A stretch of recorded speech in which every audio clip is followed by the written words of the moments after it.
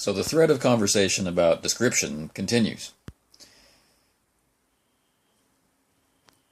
In my clip earlier in the week, I posed a situation, an extreme situation, obviously, as we've discussed in the comments, designed to provoke a reaction or recognition of how commentary and description from behind the Game Master's screen can be overwhelming or can take liberties. Taking liberties with what we call player agency, right? Your right as a player to determine what your character does. It sounds like several of us have been having experiences with this recently. I experienced it last week in a play-by-email game, and phDnD was talking about experiencing it in an Eberron game recently, and the effect is the same. The knee-jerk reaction, hold on. Why are you deciding what my character does, or how my character does it, or what my character is feeling? That's my job. If that's not my job, why am I here? So, do I think that this oversteps boundaries, that this is wrong? Absolutely. Do I think there are times when you can do it, times when you should do it?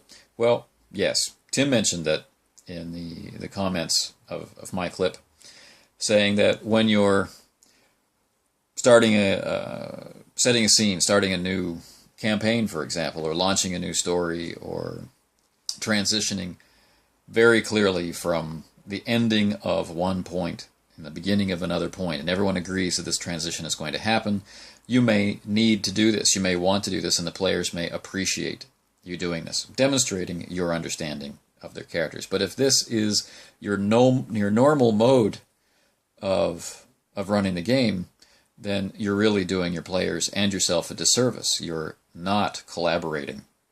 You're controlling.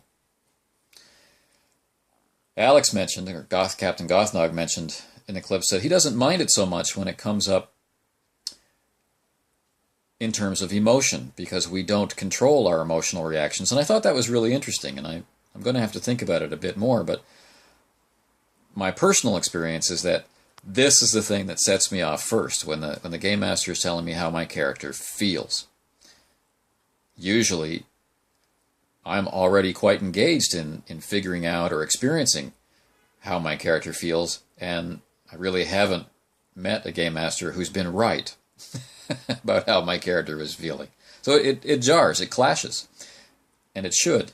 I'm quite into simulationist gaming in quite an immersive style.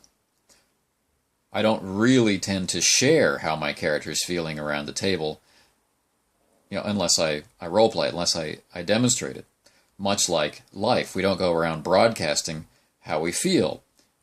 We just feel it. And this is the way I like to play. When I know my character's angry, I change the way he communicates. I don't say, my character's angry, so I think I'm going to. And I certainly don't appreciate it when the Game Master says, I've decided that your character's angry, and so therefore, blah, blah, blah. No, it doesn't work. So ways to avoid it.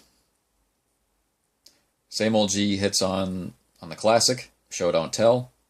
It's much harder than that simple phrase makes it. So really, getting to know the characters and getting to know the player motivation behind that character is essential. And that means talking before the game starts. And it means confirming your suspicions about characters while the game is ongoing. Maybe not during play, but after play. Go out for a coffee and talk about how the character was or was not realized in the scenes that occurred, so that you become more and more adept at providing stimuli which the player recognizes that you're putting out there to cause a reaction, and then they can go with it, or they can come up with a reason why their character might be changing or growing and moving away from what would normally be a trigger for them. And this interplay, this back and forth, is all about collaboration, not determination.